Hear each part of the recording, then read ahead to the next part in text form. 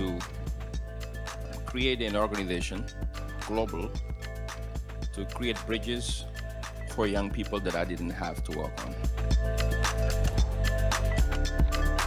Believing in humanity, but with action, and saying we must hold ourselves accountable and we must do better.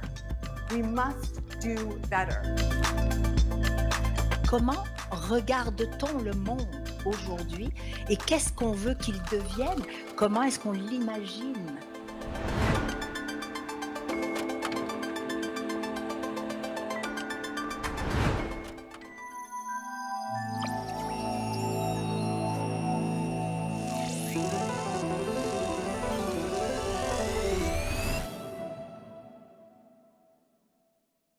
Alors, rebonjour et bon après-midi, Montréal. Rebienvenue à MTL Connect, la semaine numérique de Montréal. Mon nom est Armand Afkami.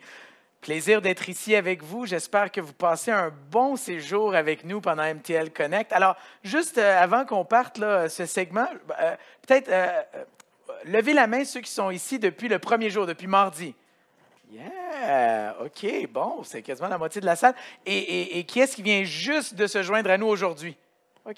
OK, parfait. Bien, bienvenue. Merci d'être ici en si grand nombre. Nous sommes au Centre NAD de l'UQAC. Plaisir d'être des vôtres et merci d'être ici en si grand nombre en personne et aussi merci beaucoup aux internautes qui nous suivent des quatre coins de la planète pour cette 6e édition de MTL Connect. MTL Connect. Sous cette grande thématique de métamorphose, on a traité des sujets super importants. Hier, on a parlé d'intelligence artificielle, de culture et de créativité, et même le maillage entre ces deux univers-là. Aujourd'hui, on a parlé de cybersécurité. On a tous eu la frousse, on a changé nos mots de passe. Et on a également parlé, et on continue à parler justement de l'éducation et l'inclusion numérique. Alors, écoutez, c'est vraiment une programmation riche et j'espère que vous en profitez pleinement. Il y a beaucoup plus que ces conférences que nous avons en direct ici dans l'amphithéâtre principal. On a des tables rondes, des rencontres de networking, des ateliers, etc. Bref, on vous a vraiment concocté une programmation riche et j'espère que vous avez la chance d'en profiter pleinement. 2-3 petits trucs. On est rentré par la porte d'entrée. Si jamais vous devez sortir pendant les présentations, on vous demande de sortir par la porte en arrière. Et dernière chose, 8e étage, un parcours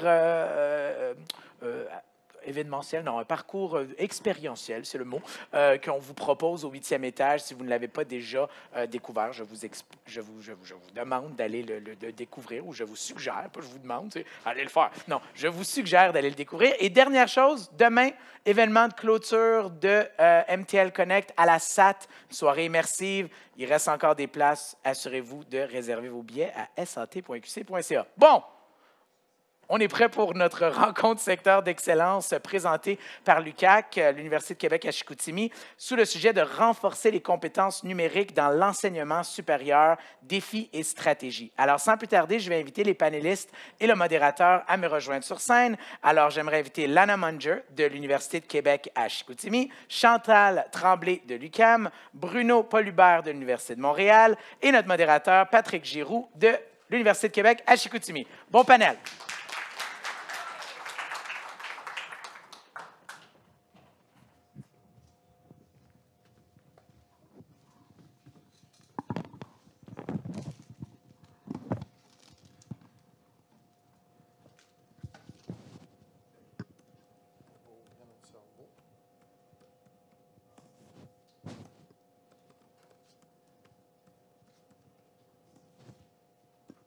Ça va bien. Il a parlé de mots de passe, là, puis je me souviens plus du mien.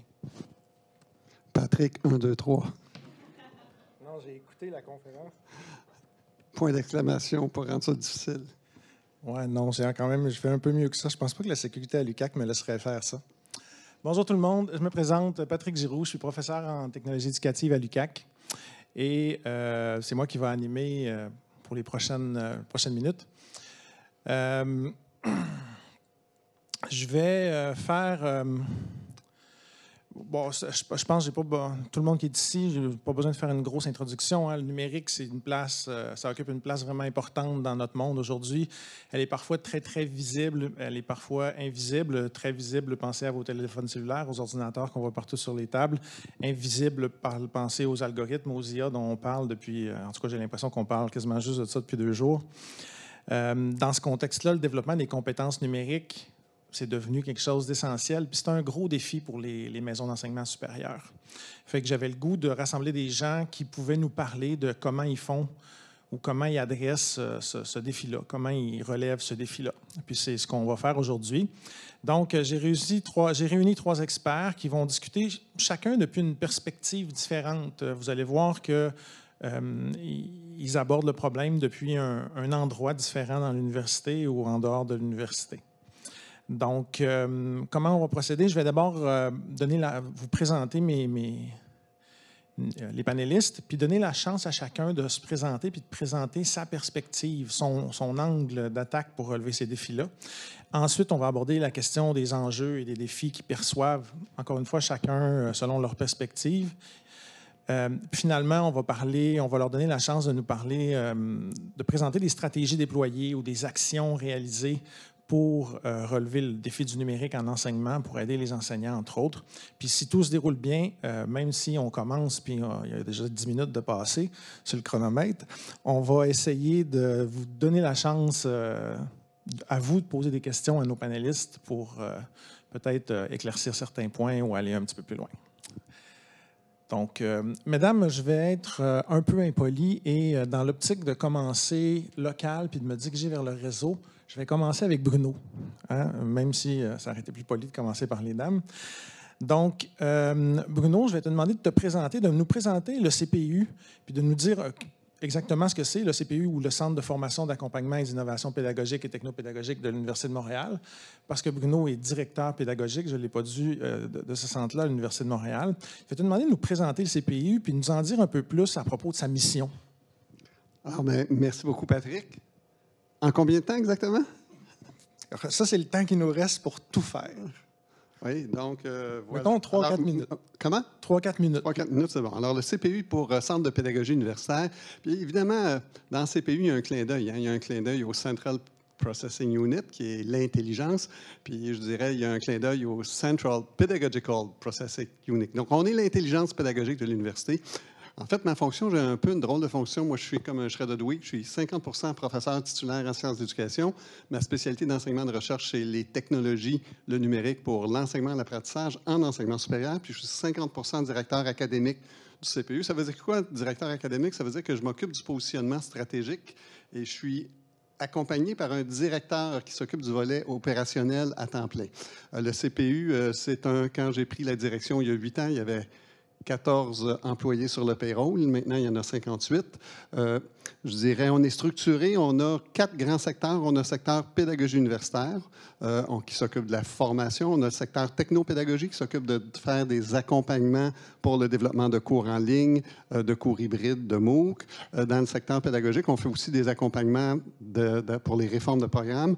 On a le secteur de la médiatisation qui vient appuyer les 2 autres secteurs, qui est quand même une unité assez rare. On a un secteur formation, puis on a un secteur, en fait, j'ai dit 4, on a 5 secteurs. On a un secteur aussi qui est le secteur des environnements numériques d'apprentissage pour donner le soutien, la formation pour l'environnement Moodle, qui est notre ENA, puis les autres environnements numériques. Donc, la mission du CPU, c'est de faire en sorte que chaque personne enseignante à l'université se sente réellement responsable de la qualité de l'expérience étudiante, de son engagement, de l'engagement des étudiants et de leur réussite. Donc, tous et chacun, c'est la nouvelle mission de notre nouveau plan stratégique. On est un centre d'accompagnement de formation. Les accompagnements sont plus des accompagnements de groupe que des accompagnements individuels. On est un centre de formation dans ce sens que là, on est en train de développer des programmes. On a une offre de formation qui est une offre cafétéria, mais là, maintenant, on a des programmes de formation structurés. Alors voilà, en quelques mots, ce qu'est le CPU et sa mission. Juste pour éclaircir, travaillez-vous avec toutes les facultés et écoles de l'UDM? On travaille avec toutes les facultés et écoles de l'UDM, tout le personnel enseignant. C'est vrai qu'il y a le CIPAS, la médecine, ils ont leur propre centre de pédagogie médicale. On travaille de manière complémentaire. Eux s'occupent beaucoup de la formation continue des médecins, du personnel médical. Il y a une petite intersection. On donne aussi de la formation en médecine, mais sinon, c'est nous qui couvrons l'ensemble de l'université. Oui, 6 000 profs et chargés de cours. Et chargés de cours? Professeurs et chargés de cours. Donc, ça fait combien de personnes? 6 000. Ça en fait beaucoup. Est-ce que vous travaillez avec d'autres acteurs, par exemple? Est-ce que vous intervenez avec les étudiants ou... Non, les étudiants, ce n'est pas dans notre champ d'intervention, pas du tout. Il y a d'autres services pour ça, mais on intervient dans la perspective. Puis là, on appartient au vice-rectorat aux affaires étudiantes et aux études. Il y a les services aux étudiants, il y a d'autres services. On a, dans la structure, on travaille en collaboration avec ceux qui travaillent auprès des étudiants. Je dirais qu'on travaille quand même avec le secteur des TI d'assez près dans des dossiers de développement technologique parce que nous, on opère la plateforme Moodle, mais on y fait aussi beaucoup de développement en fonction des besoins, puis en fonction de projets. On a d'ailleurs un très grand projet avec 3 autres universités de faire évoluer Moodle pour y développer un projet financé par le ministère de l'Enseignement supérieur. C'est une des dernières mesures du plan d'action numérique en éducation et en enseignement supérieur.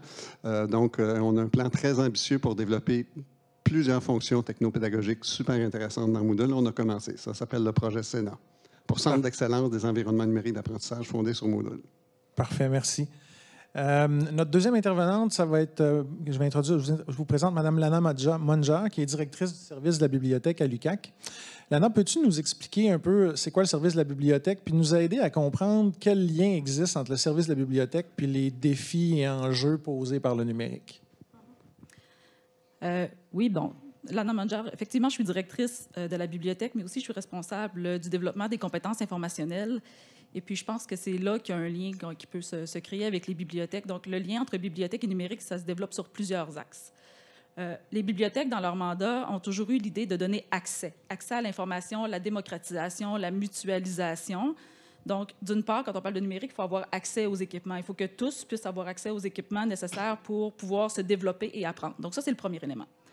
Mais ensuite, il y a aussi, par rapport aux compétences informationnelles, donc quand on travaille avec le référentiel des compétences numériques et le référentiel des compétences informationnelles, on se rend compte que les compétences informationnelles sont dans à peu près toutes les sphères, sinon toutes les sphères des compétences numériques. Donc déjà, les bibliothécaires qui interviennent pour le développement des compétences informationnelles des étudiants font déjà beaucoup pour le développement des compétences numériques. Parce que sans les compétences numériques, c'est difficile d'accéder à l'information parce que l'information est un des grands chantiers qui s'est transformé numériquement assez rapidement, et ça depuis plusieurs années. Donc, rapidement, on se trouve à être un acteur important dans le développement des compétences numériques des étudiants. Travaillez-vous seulement avec les étudiants? On travaille avec l'ensemble de la communauté universitaire. C'est vrai qu'on a un axe particulier au niveau des étudiants quand on parle du développement des compétences, mais on va travailler aussi avec les professeurs, avec les chercheurs. Quand on parle du développement des compétences informationnelles, c'est pour l'ensemble de la communauté, puis ça va même à des usagers externes, par exemple, qui vont venir dans nos services, utiliser nos services, puis si on doit leur montrer ou les faire monter en compétences, on va le faire aussi. OK. Tu n'as pas mentionné le Carrefour? Bien, en effet, je n'ai pas mentionné le Carrefour. On a une bibliothèque qui est particulière. Donc, sous notre égide de bibliothèque, on a avec nous les services audiovisuels. Donc, quand je parlais d'accès aux équipements, il y a aussi l'accès aux équipements technologiques audiovisuels, mais il y a aussi notre Carrefour. Donc, on travaille avec les CP, donc les conseillers technopédagogiques. Merci, je perds mes mots. Et puis, eux vont intervenir directement auprès des professeurs dans l'enseignement. Les chargés de cours aussi. Mm-hmm. Merci. Les enseignants.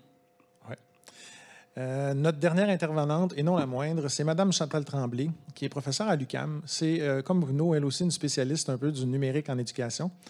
Et elle est ici en tant que professeure responsable du GRIP, du groupe d'intervention et d'innovation pédagogique du réseau de l'Université du Québec, ici au Québec, en fait. Hein.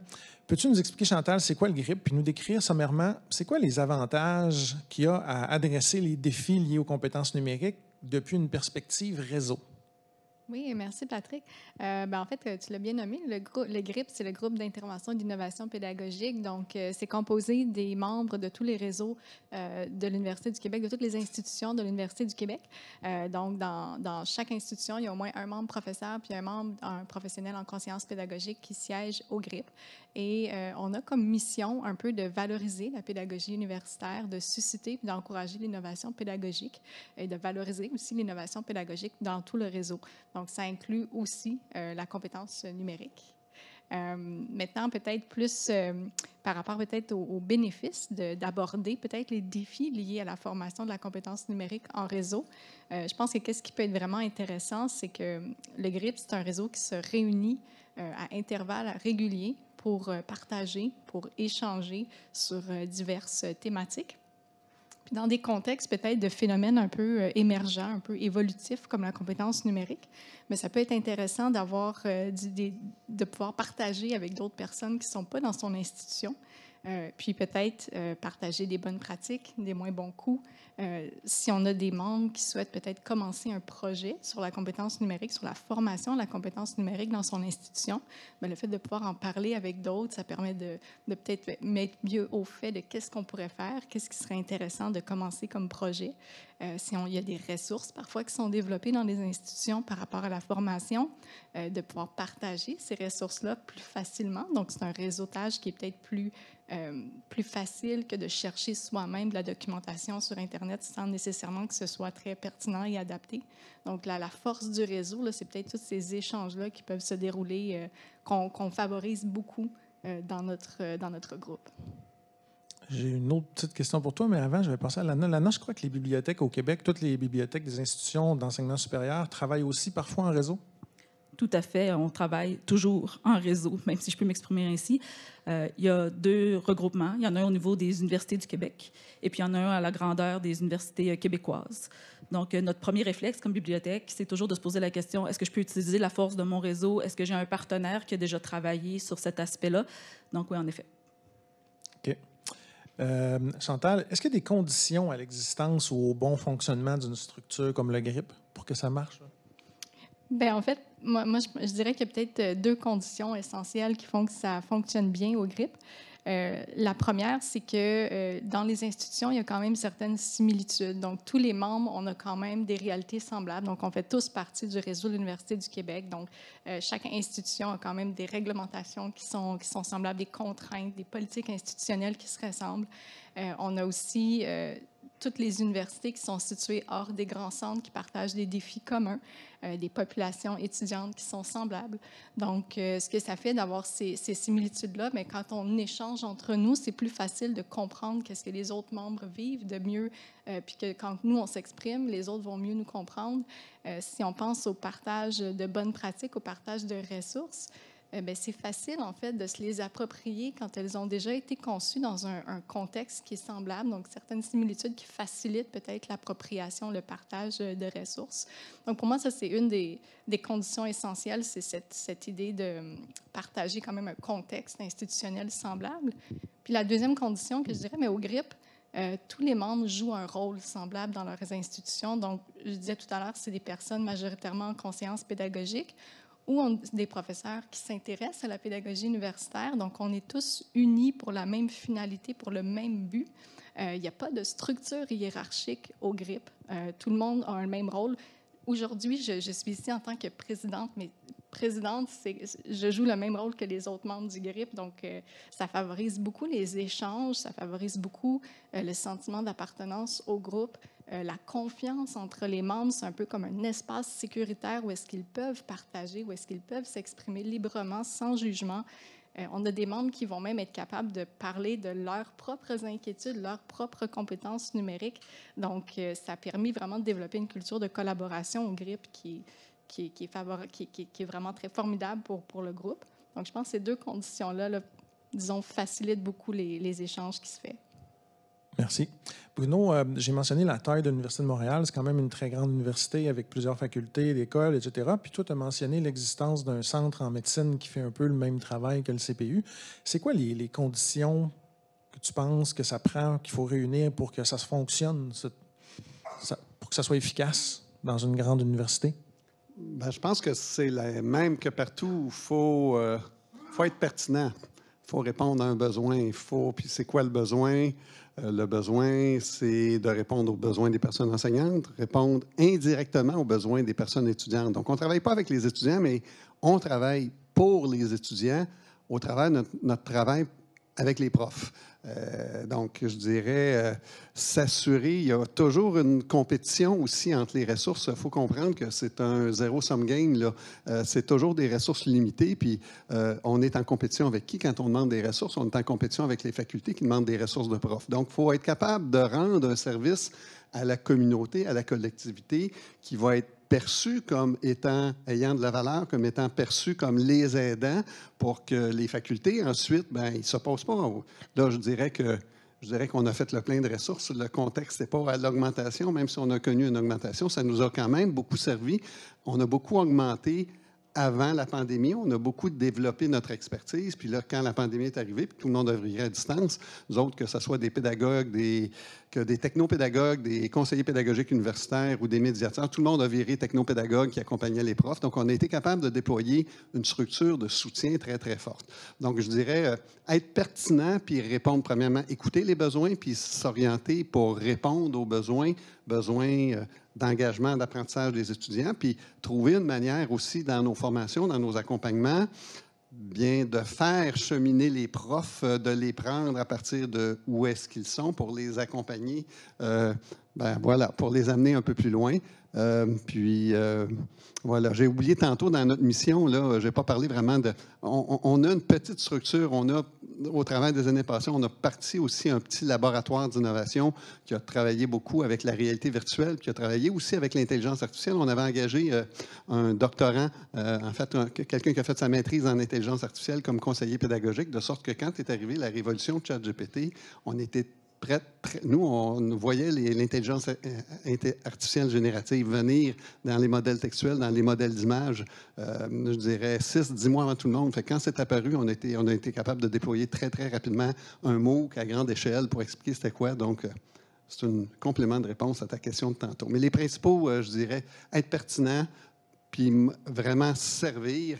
Puis en fait, on a réussi à le faire lors de la pandémie. Ça a été une très bonne occasion pour nous, puis je pense pour plusieurs centres comme le nôtre, de se faire connaître, puis de se rendre utile, puis collectivement, qu'on démontre notre pertinence.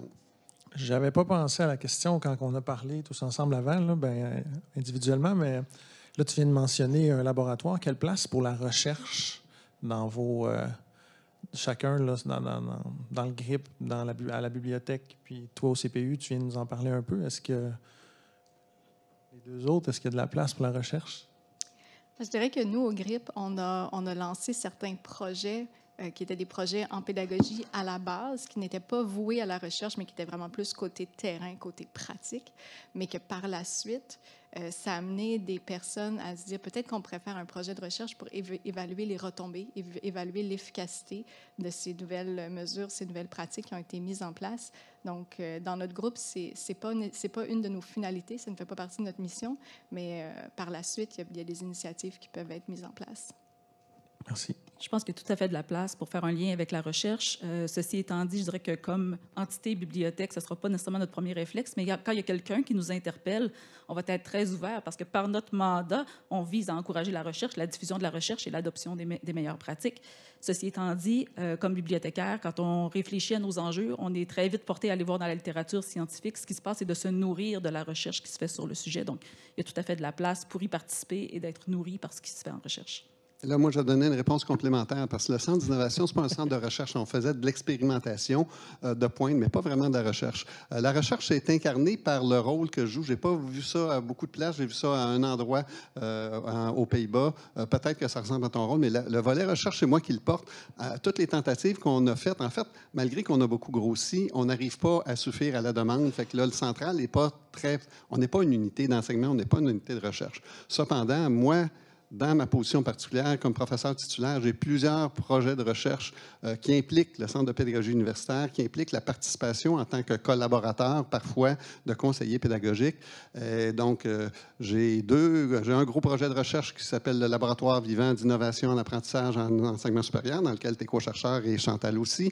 On a un autre projet qui s'appelle le projet Sénat, qui est plus un projet de développement technopédagogique. Et des conseillers pédagogiques sont impliqués, mais c'est même moi qui amène des ressources pour qu'ils puissent être impliqués dans le volet recherche. Donc, c'est un peu comme ça que ça se passe chez nous. Parfait. Parlons maintenant des défis et des enjeux que vous rencontrez. Je vais poser la question at large et puis on verra qui va lever la main en premier.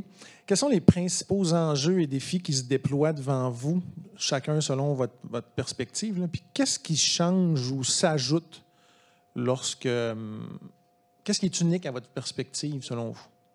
Donc, les principaux défis et enjeux que vous rencontrez ou que vous adressez dans vos pratiques et le caractère unique de votre perspective. Je peux y aller peut-être. Un des principaux enjeux, en premier, c'est qu'on pense à nous en premier, parce que quand on parle de technologie, du point de vue des services d'une organisation, on pense rapidement aux technologies de l'information, aux services des TI, tandis que souvent, ça va être plus le service de la bibliothèque qui va porter le lien avec les usagers, puis qui va travailler au niveau du développement des compétences, notamment par notre expertise au niveau des compétences informationnelles. Donc, je dirais que c'est notre premier enjeu.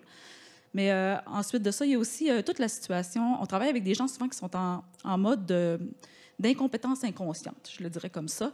Donc, c'est-à-dire que les étudiants ou les gens arrivent à utiliser ChatGPT, puis ils pensent qu'ils sont très bons de manière technologique, mais on se rend compte qu'ils ne savent pas utiliser un ordinateur avec une souris.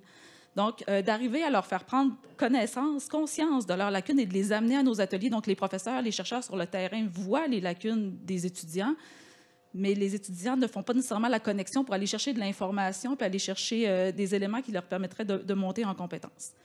Donc ça, c'est un défi auquel on fait face.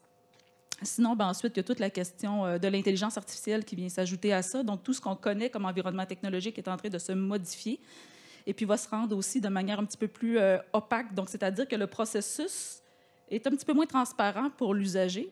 Donc, de faire comprendre ces mécaniques-là, moi, je vais me concentrer sur ce que je connais, là, en termes de recherche d'information, par exemple. Ça va faire en sorte que la mécanique va être plus directe, mais moins transparente. Donc, quelles sont les étapes ou la méthodologie pour y arriver? Donc, il va falloir arriver à faire en sorte aux usagers qu'ils fassent ce processus mental-là.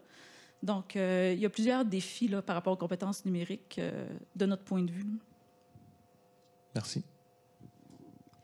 Oui, mais peut-être au GRIP, moi, j'irais plus des défis liés à la perspective de si les membres abordent déjà, par exemple, la formation de la compétence numérique dans leur institution, est-ce qu'ils vont avoir envie de la réaborder dans un autre projet, par exemple, qui serait mis en place par le GRIP?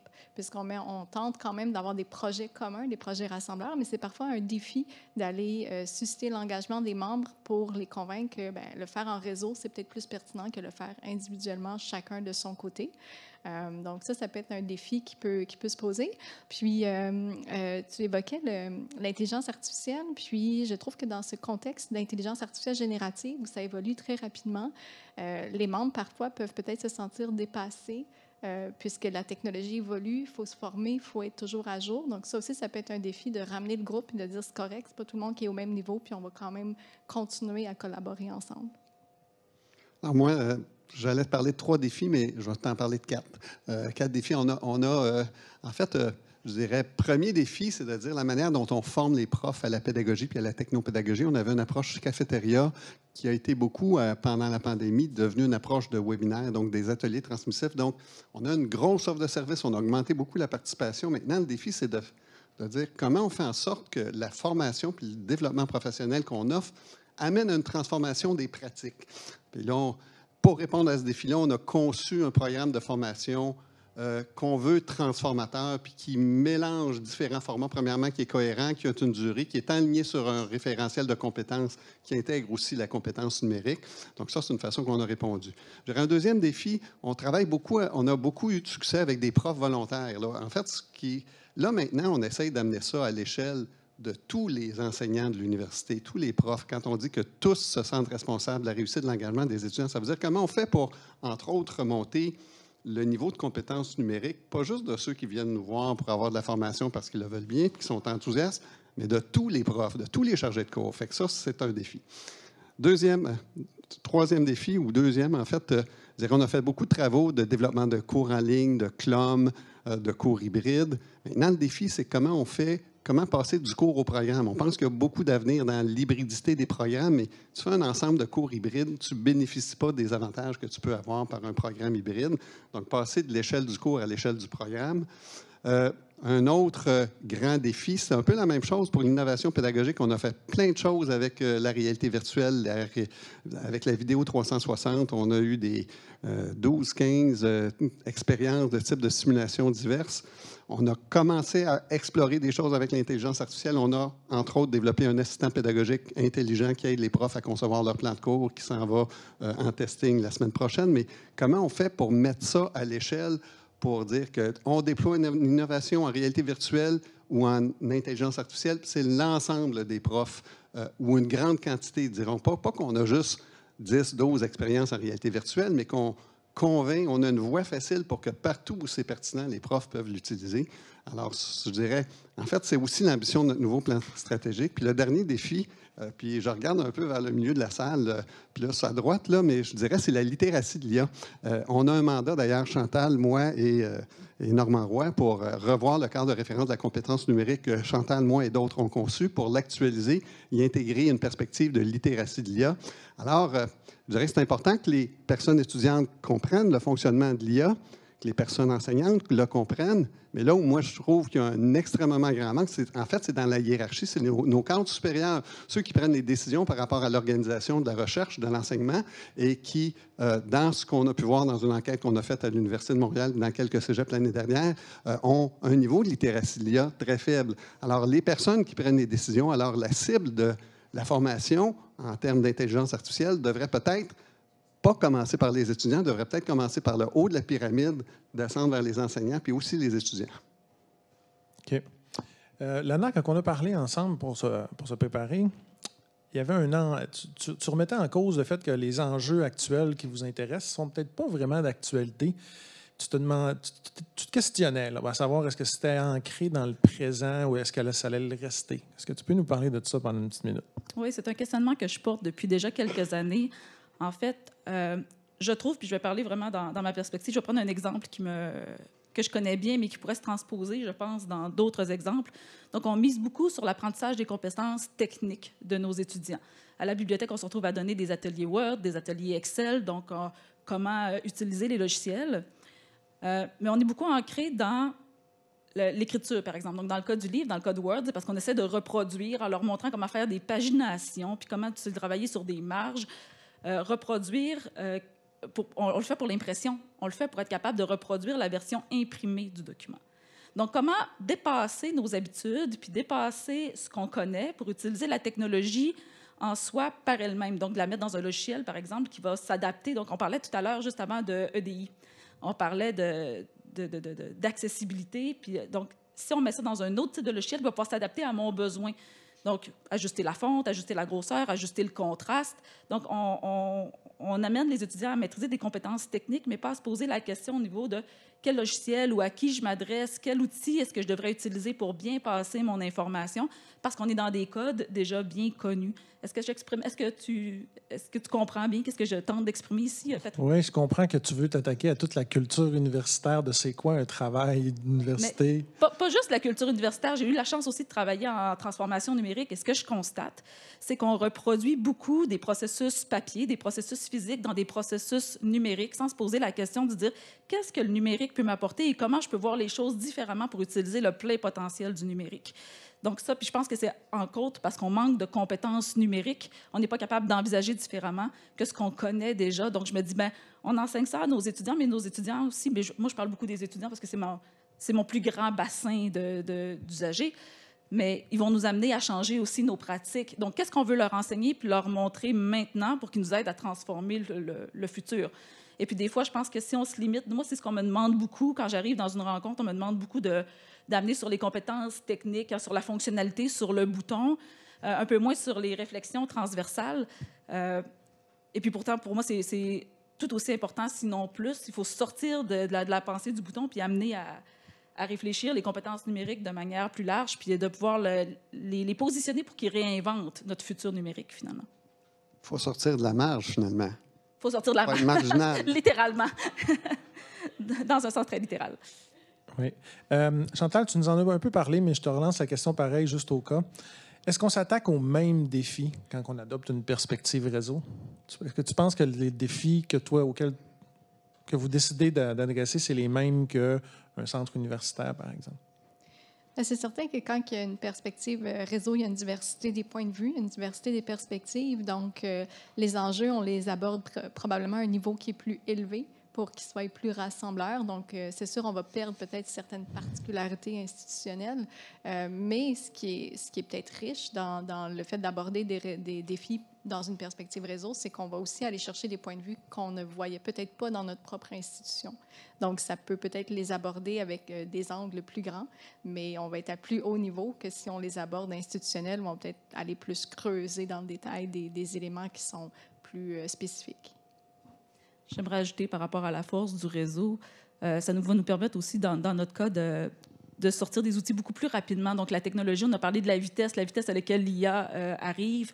On est tous un peu incertains. Les étudiants en savent autant que nous. Les autres professeurs nous apportent des choses. Mais au niveau de la recherche, ils amènent des choses à mes bibliothécaires à tous les jours. On n'est pas toujours prêts.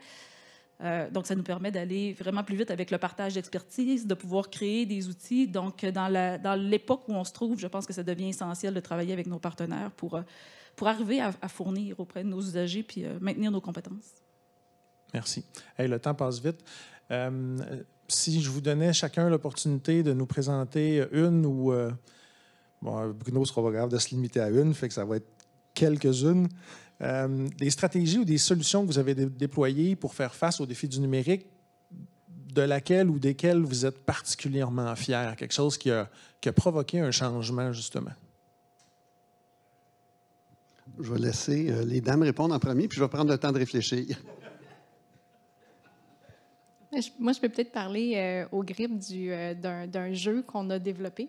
Le GRIP, pour adresser un peu une problématique de développer la compétence numérique des étudiants de tout le réseau de l'Université du Québec, on s'est lancé dans un projet collaboratif. Donc, c'est un membre du GRIP qui avait initié ce projet dans lequel tous les membres du GRIP étaient invités à participer pour développer un jeu vidéo sur le développement de la compétence numérique. Donc, ce que je trouve vraiment intéressant dans ce projet-là, c'est que, puis c'est ce qu'on vient de discuter, mais c'est le fait qu'on collaborait tous avec des différentes perspectives, avec chacun notre point de vue institutionnel. Le jeu s'adresse aux étudiants de tout le réseau.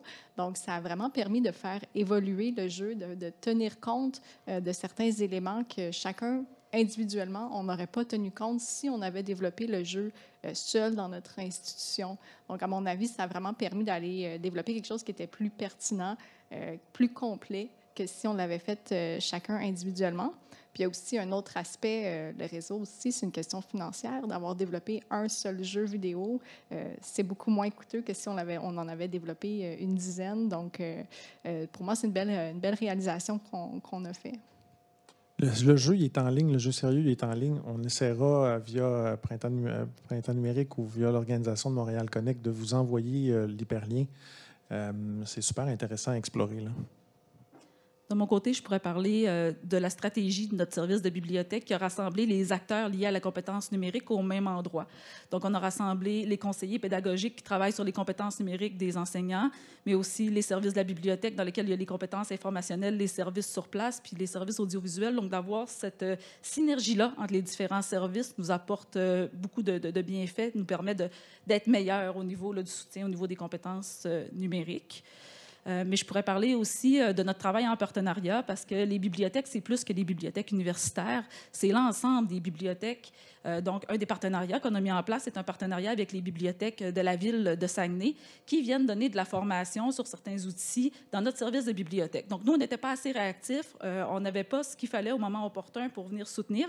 Donc, on est allé travailler avec des partenaires. Puis ça, c'est la force des réseaux des bibliothèques. Puis il y a aussi tout ce qu'on fait avec nos réseaux là, UQ, nos réseaux aussi du partenariat des bibliothèques universitaires québécoises. Donc ça nous permet d'aller plus rapidement. Donc ça fait partie de nos bons. Comme Patrick, tu m'avais déjà autorisé à dépasser le 1 puis aller en 2. C'est pour ça que j'avais besoin d'un petit moment de réflexion. Peux-tu ajouter un 2B à ce qu'elle vient de dire, parce qu'elle vient de parler de collaboration. Je vous ai dit tantôt qu'on a le Carrefour qui est un peu rattaché à la bibliothèque, à l'UQAC. Je pense que sur le thème de la collaboration, une des belles réalisations, c'est un comité de coordination pour le Carrefour où tous les services sont présents. Le décanat aux études est présent. Il y a un professeur de chaque département présent. Il y a des chargés de cours présents, des étudiants. Ça nous permet d'adresser, de réfléchir à des projets assez complexes. Par exemple, on se demandait mais par où on commence si on veut évaluer, lors de la dernière réunion, là, par où on commence si on veut évaluer les compétences numériques de nos étudiants avant même l'admission, pour pouvoir leur dire si ont les compétences que ça prend pour réussir à l'université ou les compétences minimales, puis pouvoir leur dire, quand tu vas arriver, là, il faudrait peut-être que tu fasses telle formation en arrivant ou avant d'arriver pour être mieux outillé. Donc ça, c'est un bel endroit pour collaborer, justement, parce que tout le monde pertinent à l'UQAC est présent. Moi, je vais parler de deux choses particulièrement originales qu'on a mis en place. Une chose, c'est un peu structurel. Moi, j'ai été conseiller pédagogique à la recherche au Cégep à distance pendant 5 ans, puis j'ai été aussi membre du comité aviseur du Centre collégial de développement de matériel didactique, le CCDMD. Et dans les deux cas, les projets de développement de cours en ligne, là, ça prenait pas 1, pas 2, mais 3, 4 et 5 ans. Et là, c'était les ingénieurs pédagogiques qui faisaient la conception. Puis à la toute fin, c'était confié à contrat une équipe de médiatisation. Alors, le Centre de pédagogie universitaire, dès les débuts, moi, quand je suis arrivé, je dis on engage un médiatiseur. Là, maintenant, on a dans le secteur de médiatisation, ils sont 8. C'est une des équipes les plus occupées. Et là, ça permet, en fait, nos délais de développement pour les cours en ligne sont crunchés à environ... Au début, j'étais content parce que c'était 18 mois. Ensuite, c'est 12 mois. Maintenant, on le fait en 9 mois. Et le fait que les gens de l'équipe de médiatisation participent dès le début à l'idéation, mettent leur input, on a une économie très, très intéressante. Il y a eu beaucoup de résistance, fait qu'on est assez originaux là-dessus. Mais là, ça, c'était mon petit exemple. Mon exemple plus complexe, c'est un peu la manière dont on fait du développement d'innovation pédagogique, technopédagogique. Je parlais un petit peu du projet LAVIA. Le projet LAVIA, c'est un projet de laboratoire vivant d'innovation. On a 19 partenaires. Le ministère de l'Enseignement supérieur est partenaire. Vous êtes co-chercheur. WANDA, qui est représenté ici par Quentin, sont un des partenaires. On a AWS qui est partenaire. Je dirais, on a une approche où on développe des produits et des services. Puis, on a aussi le projet Sénat. Donc, dans le projet LAVIA, j'ai comme beaucoup de latitude comme chercheur pour faire du prototypage. Et l'exemple que je vais donner, c'est, en fait, on a commencé dans un projet à développer un tableau de bord avec le Learning Analytics. On a essayé de développer un modèle prédictif. Il est intéressant, mais il nous permettait d'identifier 38 des abandons la veille du jour de l'abandon. Alors, c'est l'étudiant qui a réalisé ça à UA dans son stage rémunéré, mais pour nous, ce n'était pas d'une grande utilité. Fait qu'on s'est reviré de bord puis on a dit, bon, bien là, on va faire ça autrement. Tous les tableaux de bord qui existent sur le marché ont été conçus par des ingénieurs pédagogiques, parfois des profs, des informaticiens, mais les tableaux de bord étudiants, on s'est dit, mais là, on va commencer par une approche table rase. Alors, on va questionner les étudiants sur, mettons, on ne leur a pas montré aucun tableau de bord, mais on leur a dit le genre de données qu'il y avait dans les tableaux de bord, puis on leur a demandé, si vous aviez ça, qu'est-ce que vous feriez de ça?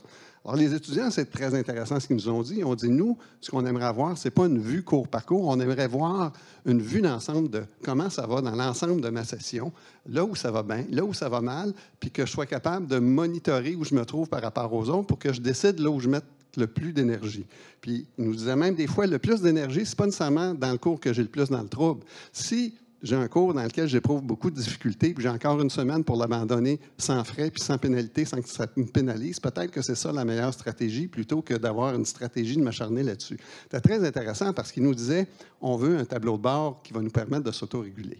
Alors, dans ce projet-là, on a, en fait, on a présenté notre feuille de route au Moodle Mood il y a 2 ans. On est devenu partenaire avec l'Université de Canterbury qui ont développé un plugin. On a une entente, un Code Sharing Agreement. On est en train d'implanter leur plugin et nous, on va l'adapter pour que ça ressemble plus à ce que les étudiants nous ont dit. Puis on va y intégrer un système d'intelligence artificielle pour analyser les traces puis faire des recommandations bienveillantes à l'étudiant. Donc, on va intégrer... donc, c'est un petit peu ça. Donc, le prototypage va se faire dans le cadre du projet LAVIA. Puis quand on va avoir un prototype fonctionnel, bien là, il va être déployé à l'Université de Montréal, dans les 3 universités partenaires dans le cadre du projet Sénat. Mais dans notre approche de développement, on cherche aussi des gens qui travaillent sur les mêmes choses dans l'univers. Nos partenaires ne sont pas dans le réseau. On discutait pour le projet d'assistant intelligent avec Oak Academy, qui est en Grande-Bretagne, puis l'Université de Sydney cette semaine, qui développe des choses semblables. Donc, on essaye, nous, d'augmenter notre capacité de développer par des partenariats avec d'autres universités qui développent des choses semblables ailleurs dans le monde. Ça peut être au Québec, mais ça peut être aussi ailleurs dans le monde. En fait, on a York Université avec qui on collabore aussi. Je pense que ça a dû être difficile de faire des choix en donnant juste le droit à 1 ou 2. Hein? Ah ben là, je me suis dit, OK, je vais vraiment penser à 1 ou 2. Sûrement les MOOC, en tout cas. On a fait beaucoup de choses, mais là, si tu veux vraiment que je parte là-dessus? Ben non, mais je veux juste souligner que vous avez été très, très proactif, puis vous avez rendu beaucoup de choses publiques aussi, puis que pas juste réservé à l'Université de Montréal. Dans l'initiative et du libre, où on a fait développer beaucoup de MOOC. Entre autres. Mais on serait rendu à l'étape où on répond aux questions de nos participants. Est-ce que vous avez des questions pour nos panélistes?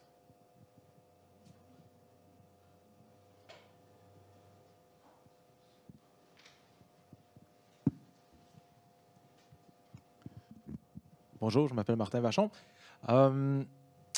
Vous avez parlé d'un des défis, je pense, Bruno, vous avez mentionné ça. Un des défis, c'est de faire monter tout le monde en compétences. C'est un défi auquel je suis soumis à chaque jour aussi. Comment on fait ça? C'est quoi les stratégies que vous envoyez pour arriver à faire ça ou les idées peut-être que vous avez si ce n'est pas concrétisé encore?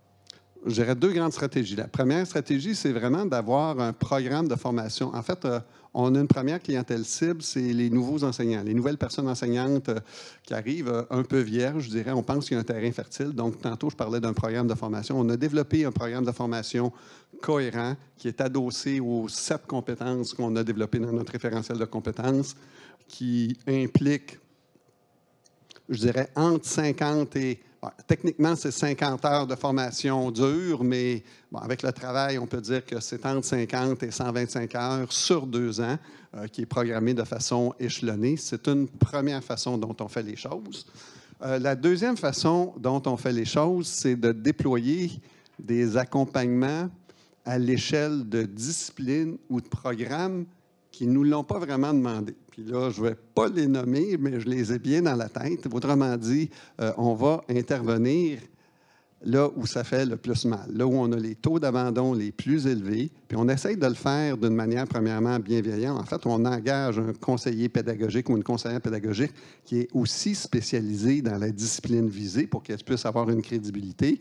On essaye d'établir une relation de collaboration, de les sensibiliser aux problèmes, leur montrer d'une part qu'on est très volontaire. En fait, on essaie aussi de leur montrer qu'on est volontaire de les aider, puis que le genre de problème pédagogique qu'ils ont, ça fait partie de l'expertise qu'on a, puis que ça se règle, que c'est pas si difficile. Donc, on leur montre pas que c'est une si grosse affaire que ça, qu'on est prêt et volontaire pour les accompagner. Puis les autres choses qu'on compte utiliser, parce que ça, pour être honnête, c'est un processus qu'on vient tout juste de commencer. C'est quelque chose de nouveau qu'on déploie avec 2 groupes de profs actuellement. Je dirais, c'est d'essayer d'aller chercher des pairs pairs enseignants ailleurs au Québec, ailleurs au Canada, aux États-Unis, qui ont développé des approches plus performantes, plus innovantes. Puis l'autre élément qui, moi, dans ma pratique de recherche, beaucoup, c'est d'amener du feedback des étudiants, des données qui proviennent des étudiants. Les profs sont sensibles à ça. Puis finalement, essayer de leur montrer qu'on va leur rendre leur vie professionnelle plus facile. Puis je dirais de l'autre côté aussi, sans dire qu'on pèse la menace, c'est-à-dire que là, s'ils n'interviennent pas avec des taux, c'est-à-dire qu'on va leur aider aussi à conserver les ressources qu'ils ont, les ressources professorales, même les augmenter, puis que si on n'intervient pas, en fait, ils vont en perdre. Ça, c'est la stratégie. Écoute, on en reparlera dans un an. J'aimerais peut-être ajouter d'un point de vue bibliothèque, parce que nous, on a peu de leviers pour monter tout le monde en compétences, donc on offre des services, mais il faut que les gens viennent les chercher, ces services-là. Donc, une des choses qu'on avait réussi à faire pour les compétences informationnelles, c'est de mettre en place un programme de formation obligatoire aux compétences informationnelles que tous les gens de cycle supérieur à l'UQAC, dont le programme est soumis, doivent suivre. Donc, avec une obligation, quand on sait quelles compétences de base on veut qu'ils aient, où est-ce qu'on veut les amener, puis avec une obligation institutionnelle liée au programme, par exemple, ça nous aide vraiment à atteindre une certaine uniformité, puis s'assurer que tout le monde a au moins la base là, de ce qui serait souhaitable. Donc, c'est un des meilleurs leviers qu'on pourrait avoir de notre côté. Je vais renforcer ce que Bruno vient de dire. À l'UQAC, au Carrefour, on a aussi déployé une formation... je vais mettre des guillemets, mais obligatoire pour tous les nouveaux profs, puis qui est offerte aussi à tous les chargés de cours qui veulent le prendre individuellement. Donc, quand les profs sont embauchés, ils ont 6 demi-journées en commençant où on lui met un peu la main dans l'engrenage, puis on a beaucoup de succès. Là. Ils reviennent. Beaucoup. Donc, nos conseillers pédagogiques, en fait, ils les accueillent en leur parlant de pédagogie, en leur parlant des ressources qui sont disponibles, en les aidant à réfléchir à l'évaluation, etc. Donc, tout de suite, en les plongeant dans la pédagogie universitaire, on sait que les profs à l'université, ce n'est pas toujours des pédagogues. Là. Ils sont formés en recherche d'abord, puis ensuite en pédagogie, des fois. Donc, ça fonctionne vraiment très, très bien. Là. C'est une belle réussite de nos conseillers pédagogiques, je pense, pour réussir. Puis à long terme, tout de suite, ça ne nous permet pas de toucher à tout le monde, là. Mais à long terme, ça a un autre avantage, c'est qu'ils agissent un peu comme des virus. Tu sais, ils ont tous un mentor dans leur département, ils ont tous un plan de développement. Fait que là, quand ils reviennent, puis ils disent « Ah ouais, ça, on m'en a parlé, je suis allé au Carrefour, j'ai pris telle formation, on m'a dit ça va super bien. » Puis là, ils contaminent un peu les gens autour d'eux. Là. Donc, c'est un bon moyen là, pour nous, c'est efficace aussi.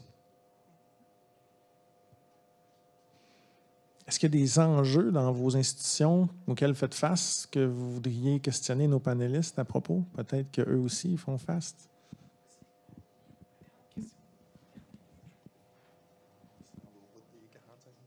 Bonjour. En fait, c'est plutôt pour rebondir sur ce que vous venez de dire. Ma question va être plutôt ciblée sur justement les formations dont vous venez de parler à l'instant.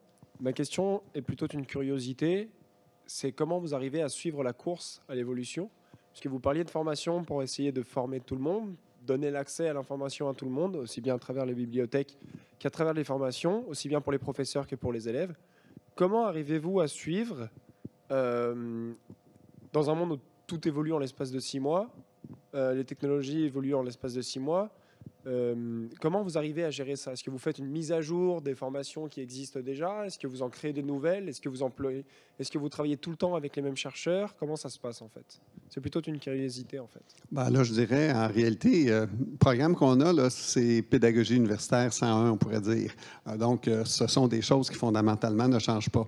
Et en fait, on a un autre programme, puis à l'aboutissement de ce programme-là, les profs, on les aide à élaborer un mini-dossier d'enseignement, puis on présente notre référentiel de compétences pédagogiques aussi aux ressources humaines, puis on voudrait implanter une culture que dans les demandes de promotion, on porte autant attention au dossier d'enseignement qu'au dossier de recherche. Je dirais, on envisage un deuxième niveau pour ceux qui vont faire le parcours plus avancé. Là, on va commencer à toucher l'innovation pédagogique, des choses peut-être, par exemple, qui touchent à l'intelligence artificielle. Alors, je dirais, on est dans une première année d'implantation, puis les éléments qu'on touche par ce programme-là ne change pas nécessairement, mais je vais peut-être plus faire le lien avec le travail que Chantal, moi et Normand ont fait sur la littératie de l'IA. Quand on aura ça, c'est sûr qu'un output, une fois qu'on aura le cadre de référence sur la littératie de l'IA, il sera possible assez facilement de développer un programme de formation qui est adossé à ça. Donc, encore là, je dirais, je ferais la distinction entre les éléments. Puis le cadre, puis je prendrais comme exemple le cadre de référence de la compétence numérique. On l'a sorti en 2019, il fait 5 ans. Il a quand même bien vieilli. Là. Je le regarde aujourd'hui. Il y a des choses qui sont fondamentales, qui ne changent pas beaucoup, puis il y a des choses qui changent à la périphérie. Alors, bon, c'est une réponse pas limpide, mais voilà. Des choses qu'il faut ajouter. Chez nous, les conseillers pédagogiques, je pense qu'ils font une petite mise à jour, mais en même temps, je suis assez d'accord, c'est pédagogie 101, là, l'accueil des nouveaux profs, c'est... Tu sais, tu fais un doctorat, la plupart des programmes de doctorat, il n'y a pas un cours de pédagogie dedans. Là. Donc, c'est leur mettre le doigt dans l'engrenage, comme je disais, puis leur faire découvrir toutes les questions qu'ils doivent se poser, toutes les options qui sont, en tout cas plusieurs des options qui sont devant eux, puis les encourager à revenir. Mais des fois, il se passe des choses tellement grosses que ça oblige à faire des ajouts. Là. Il est sorti quelque chose récemment, il y a 2 ans, là, ça s'appelle ChatGPT. Je ne sais pas si tu en as déjà entendu parler. Ben, nous, cette année, il y avait on a carrément ajouté une demi-journée de formation, puis on a saupoudré un peu la question des IA par rapport à l'évaluation, par rapport à la planification, en leur montrant comment ils pouvaient gagner du temps, par exemple. Donc, par moment, il faut faire des ajouts, puis des petits ajustements, mais comme Bruno a dit, le cœur, c'est la base, là, c'est pas mal stable pour l'accueil des profs. Maintenant, quand ils reviennent après, parce qu'ils reviennent, c'est ça qui est vraiment le fun, là, ils viennent avec des questions plus précises, avec des besoins plus spécifiques, puis là, on peut aller plus loin avec eux. Ouais. Est-ce que je peux ajouter? Oui, je pense qu'on est au bout du temps. Ça fait longtemps que le chronomètre ne roule plus, là. Mais tout le temps que j'étais ici, là, on était tout le temps en retard. Fait que je me suis dit que je pouvais le faire aussi. Merci. Merci. Hey, on a quand même donné le temps aux gens de poser 2 questions. Il y a plusieurs panels où il n'y a pas eu de questions. Donc, merci à nos panélistes. Merci d'avoir accepté de relever le défi et d'avoir été présents aujourd'hui. C'est un plaisir. Plaisir, merci.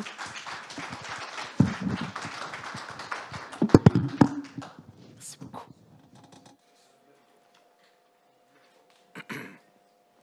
Merci. Merci beaucoup. Merci. Merci. Et merci. Je me sens comme un bouncer là, qui est là. OK, là, c'est le temps de fermer. La boîte de nuit est terminée, fermée. Alors, merci beaucoup à nos panélistes, Lana, Chantal, Bruno et notre modérateur Patrick. On va prendre une petite pause, environ 5 minutes, le temps de sortir. Je vous rappelle que la sortie est en arrière. Et si vous voulez revenir pour la grande conférence que nous vous avons préparée cet après-midi, vous pouvez rentrer dans la salle par la porte ici, la porte d'entrée. Alors, bonne pause. On se revoit dans environ 5 minutes. À tout de suite.